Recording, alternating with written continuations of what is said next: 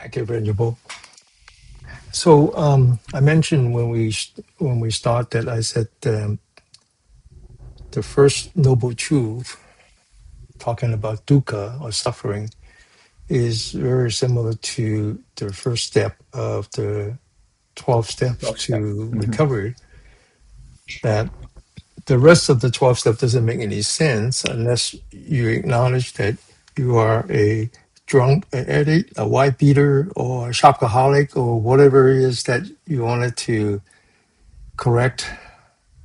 And so in this case, we're talking about dukkha and suffering. And you gave the important examples of how life itself is suffering, starting with your birth for both yourself and your mother, and growing up, and then aging, and then finally death, right? So I was thinking that what we're really talking about is not the physical suffering, but rather the emotional suffering that are associated with them, right? That's Because true. I remember when we had a first child, I was in the delivery room with my wife, and when I walk in, I noticed that the bed that she's on, the rail were like 3 inches thick, in diameter. I said, "Wow." I knew there was going to be a lot of pain, but I didn't know it was going to be that much pain.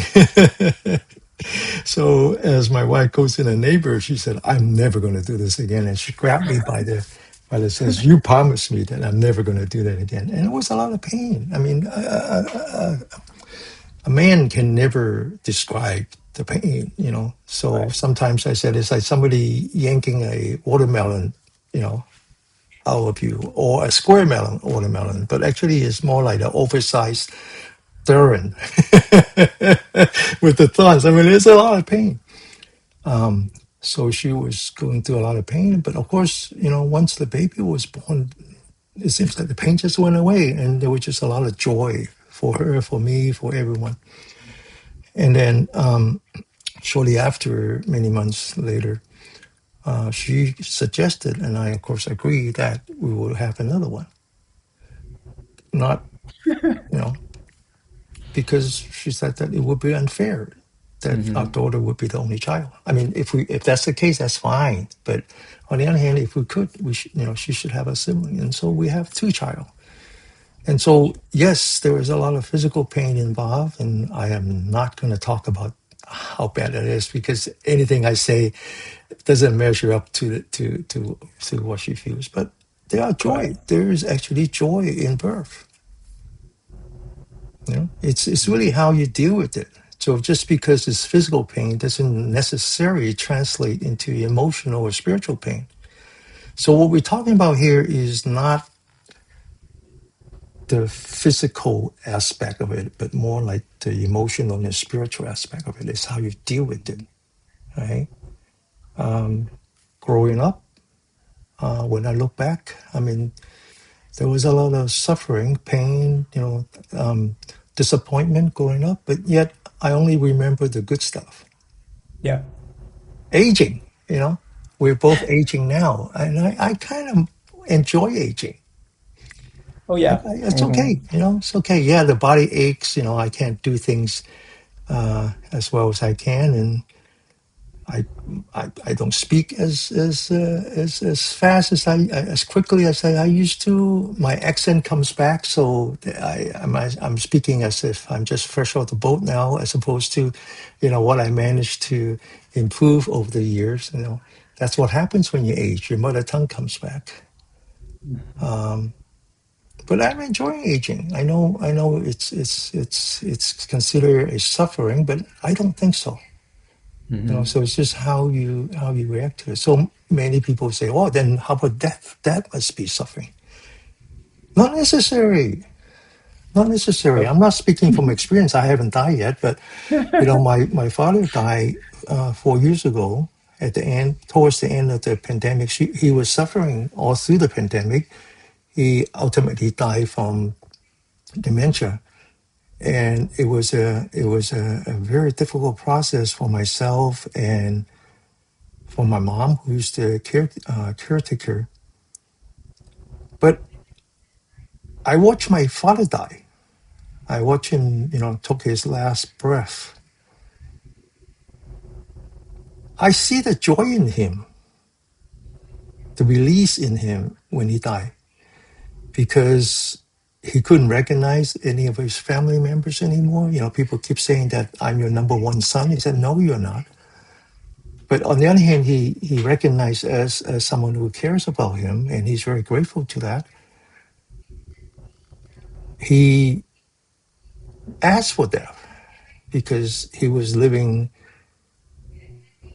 with very little dignity.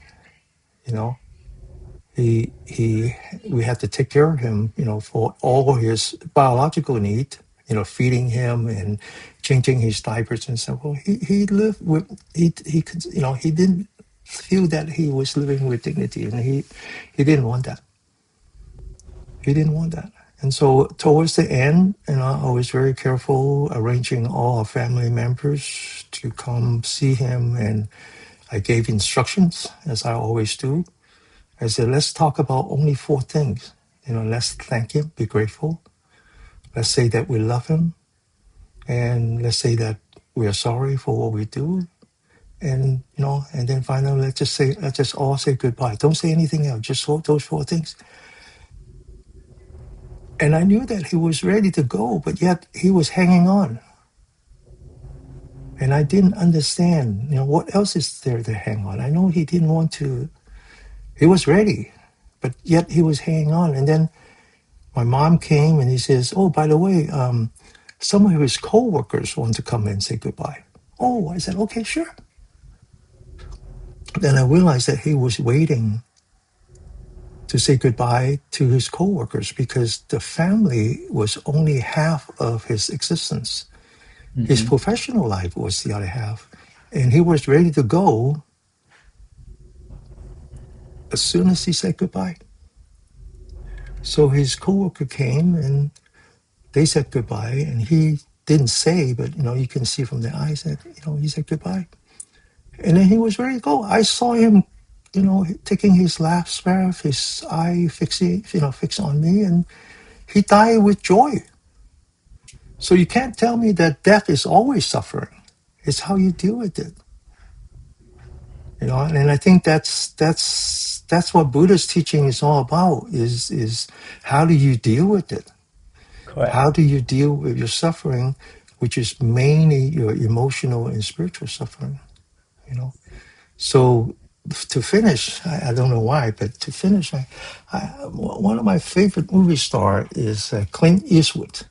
He was my favorite movie star even before he came to the United States. I watch all his westerns, in subtitles. And there was a scene in one of his best movies called The Good, the Bad, and the Ugly, where he was holding a pistol and he was standing on top of a ditch. And there was a guy, on the bottom of the ditch with a shovel. And Clint said to him, and he says, there are two kinds of people in this world. Those who hold a gun and those who hold a shovel. And you don't have a gun, so start digging. I love that because that's my attitude towards life. If you hold a shovel, that means that you treat life as a process to dying. That you're giving a death sentence anyway, the day that you were born. And your whole life is to prepare for your eventual death. There's not much meaning to that. I'd rather be the one to have control. My control of my physical being, my wealth, my health, right? I'm very active in making sure that I retire, my family retire with some resources. We all did that, right? We all did that. I'm very careful about my health.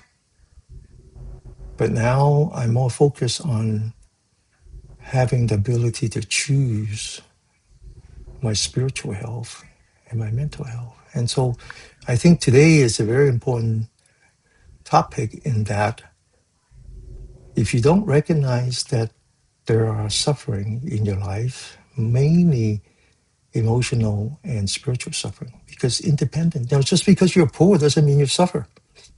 And just because you're rich doesn't mean that you don't suffer. It's a choice.